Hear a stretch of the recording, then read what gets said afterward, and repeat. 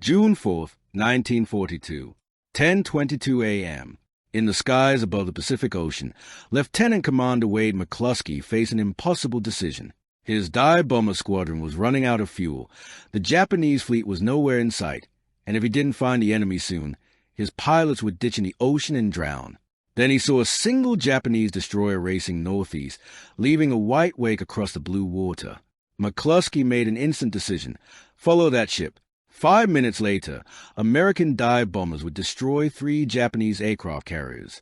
By day's end, 4 Japanese carriers would be on the ocean floor. Japan's naval supremacy would be shattered forever, and the Pacific War would turn on that one decision. This is a story of the Battle of Midway, how American intelligence, courage, and incredible luck combined to produce the most decisive 5 minutes in naval history. How codebreakers gave America a fighting chance. How dive bomber pilots pressed attacks against overwhelming odds. And how those 5 miraculous minutes changed World War II forever. The battle begins 6 months earlier, on a morning that would live in infamy. December 7th, 1941. Pearl Harbor. Japanese carrier aircraft devastated the American Pacific Fleet. 2,400 Americans dead. 8 battleships sunk or damaged. The attack shocked America into war, but it made a critical mistake. The Japanese carriers that launched the Pearl Harbor attack escaped untouched, and America's 3 Pacific carriers, Enterprise, Lexington, and Saratoga, were at sea during the attack, surviving intact. Admiral Isoroku Yamamoto, who planned Pearl Harbor, understood the danger. He told colleagues, "We have awakened a sleeping giant and filled him with terrible resolve." Yamamoto knew Japan had to destroy America's remaining carriers quickly before American industrial might overwhelm Japan. By spring 1942, Japanese forces had conquered the Philippines, Malaya, Singapore, and the Dutch East Indies. Japan controlled the Western Pacific, but American carriers remained a threat, conducting hit-and-run raids on Japanese positions. Then came the Doolittle raid in April 1942. American bombers launched from a carrier struck Tokyo itself. The raid caused minor damage but major humiliation.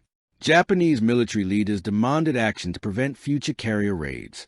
Yamamoto proposed Operation MI, capture Midway Island, the American outpost halfway between Japan and Hawaii. The invasion would force American carriers into decisive battle. Japan would destroy them and secure the Pacific forever. It was the perfect plan, except for one problem. American codebreakers knew it was coming. At Station HYPO in Pearl Harbor, Commander Joseph Rochefort and his cryptanalysts worked around the clock breaking Japanese naval codes. The JN-25 code encrypted Japanese operational messages, and by May 1942, American codebreakers could read portions of it. Intercepted messages revealed Japan planning a major operation against Target AF in early June. But where was AF? Some Navy intelligence officers believed AF was the Aleutian Islands. Others thought it was Hawaii itself. Rochefort was certain AF was Midway Island, but he needed proof to convince skeptical commanders in Washington. So Rochefort devised a brilliant trick. He had Midway send an uncoded radio message reporting their water purification system had broken down, a false message designed to be intercepted by Japan. Days later, American codebreakers intercepted a Japanese message: AF is short of water. Proof: AF was Midway. Rochefort now knew the target, the approximate timing, and the composition of the Japanese fleet. 4 aircraft carriers, battleships, cruisers, destroyers, the most powerful naval force ever assembled in the Pacific. Admiral Chester Nimitz, commanding the Pacific Fleet, faced a crucial decision. The Japanese fleet outnumbered and outgunned American forces. But with advanced intelligence, Nimitz could position his carriers northeast of Midway and ambush the Japanese. It was America's only chance. Nimitz ordered carriers Enterprise, Hornet, and Yorktown to Midway. The trap was set. June 3rd, 1942. The Japanese fleet approached Midway from the northwest. 4 aircraft carriers, Akagi, Kaga, Soryu, and Hiryu, carrying over 250 aircraft. Supporting them, battleships, cruisers, and dozens of destroyers. Admiral Chuichi Nagumo commanded the carrier strike force, the same officer who led the Pearl Harbor attack. Northeast of Midway, 3 American carriers waited: Enterprise and Hornet under Rear Admiral Raymond Spruance, and Yorktown under Rear Admiral Frank Jack Fletcher. The American carriers had been damaged at the Battle of Coral Sea weeks earlier, Yorktown especially, barely repaired in time for battle. American forces were outnumbered. Japanese pilots had more experience. Japanese aircraft carriers were superior designs. Japanese torpedoes were deadlier. By every conventional measure, Japan should win decisively. But Admiral Nagumo didn't know American carriers were nearby. Japanese reconnaissance failed to detect the American fleet. Nagumo believed he faced only Midway's land-based aircraft, a manageable threat. On June 4th at dawn, Nagumo launched over 100 aircraft to bomb Midway Island's defenses, softening it for invasion. American fighters based on Midway scrambled to defend, but Japanese aircraft overwhelmed them. The raid damaged Midway's facilities and destroyed American aircraft. But the raid had an unintended consequence. It left Japanese carriers vulnerable, their decks crowded with aircraft being rearmed and refueled, and American dive bombers were about to arrive. At 7 a.m., American carriers launched their attack. Torpedo bombers would strike first, drawing Japanese fighters down to sea level. Then dive bombers would attack from high altitude, hitting carriers while Japanese fighters were out of position. It was a perfect plan, but execution was chaos. The three American torpedo bomber squadrons, 41 aircraft, attacked separately, uncoordinated, without fighter escort. They flew low and slow toward the Japanese carriers, sitting ducks for Japanese Zero fighters. Torpedo Squadron 8 from Hornet attacked first. 15 torpedo bombers led by Lieutenant Commander John Waldron pressed toward the Japanese carriers. Japanese Zeros swarmed them. One by one, the American aircraft was shot down. All 15 were destroyed. Only one pilot, Ensign George Gay, survived, floating in the ocean, watching the battle unfold. Torpedo Squadron 6 from Enterprise attacked next. 14 aircraft. 10 were shot down.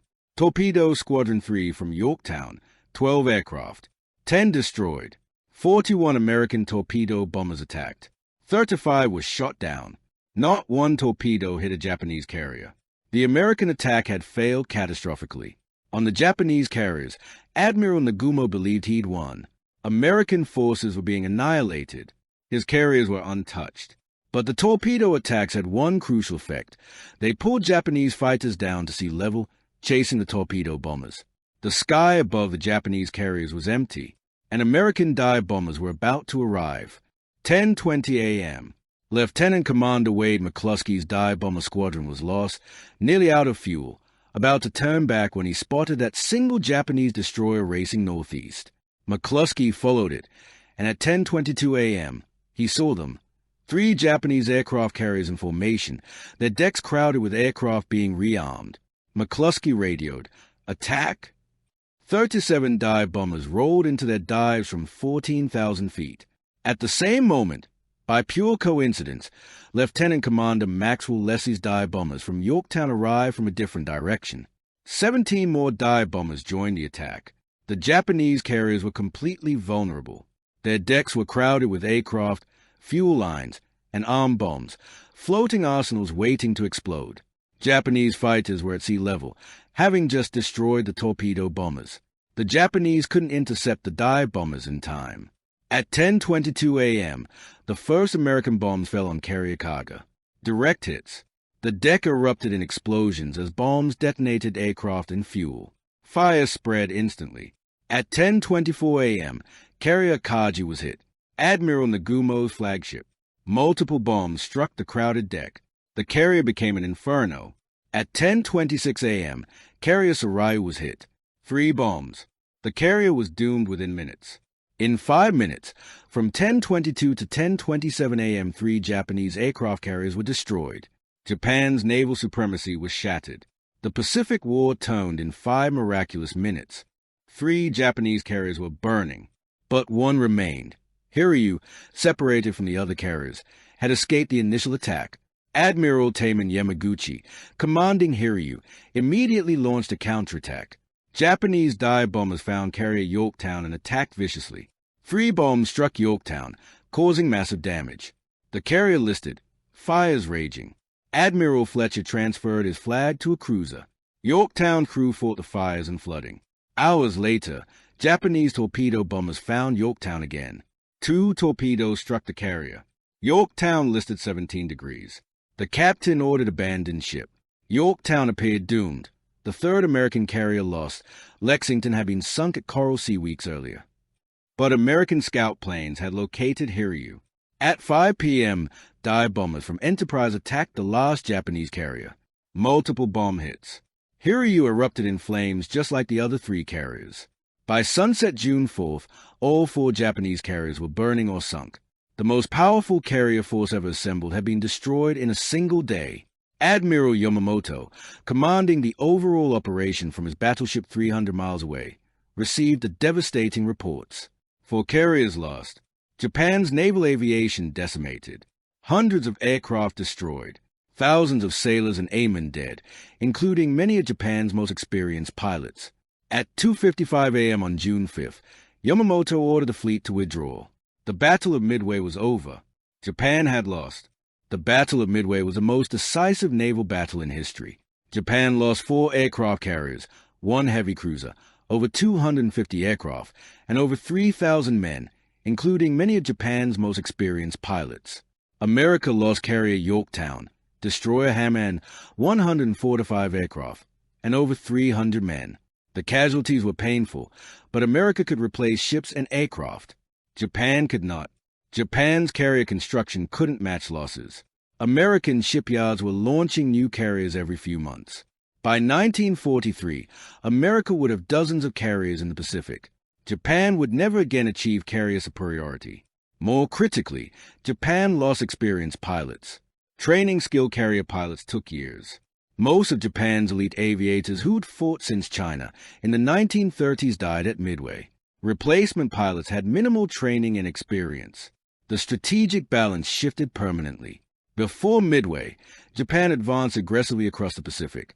After Midway, Japan fought defensively, retreating from one island to another as American forces advanced. Admiral Yamamoto had believed destroying American carriers would force America to negotiate peace. Instead, Midway proved America would never quit. Japanese hopes for quick victory died in those 5 minutes. In August 1942, 2 months after Midway, American forces invaded Guadalcanal, the first American offensive in the Pacific. The long road to Tokyo had begun. The Battle of Midway produced extraordinary heroism and terrible sacrifice. Lieutenant Commander John Waldron led Torpedo Squadron 8 into the attack, knowing it was suicide. All 15 aircraft were shot down. Before the mission, Waldron told his men, "If there's only one plane left to make the final run-in, I want that man to go in and get a hit." 14 men of Torpedo Squadron 8 died that day. Only Ensign George Gay survived. Lieutenant Commander Wade McCluskey, whose decision to follow that destroyer led to finding the Japanese carriers, received the Navy Cross. His fuel was so low after the battle that his aircraft ran out of gas approaching Enterprise. He ditched alongside a carrier and was rescued. Japanese Admiral Taman Yamaguchi chose to go down with carrier Hiryu rather than be rescued. He and Hiryu's captain remained aboard as the carrier sank, a final gesture of responsibility for the disaster.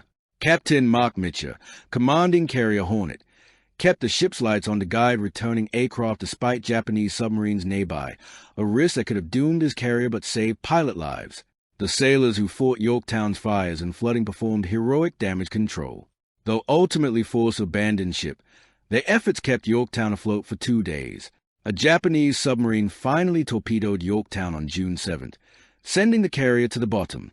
These men, American and Japanese, fought with extraordinary courage for causes they believed in.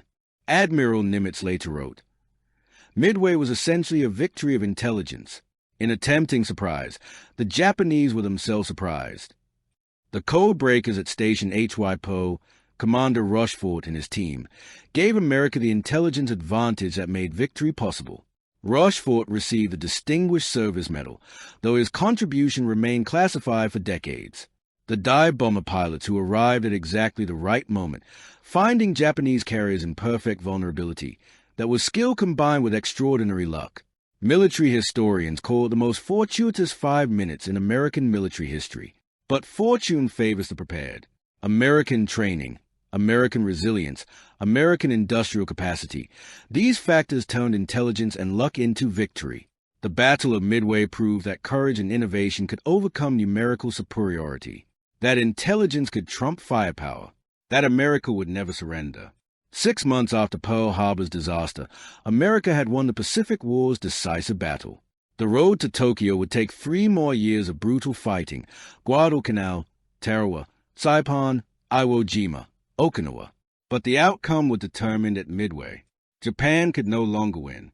America could no longer lose. Those 5 minutes, 10:22 to 10:27 a.m., June 4, 1942, changed the course of World War II and world history. The men who fought at Midway saved the Pacific, saved democracy, and proved that impossible odds could be overcome by courage, intelligence, and determination. Remember them.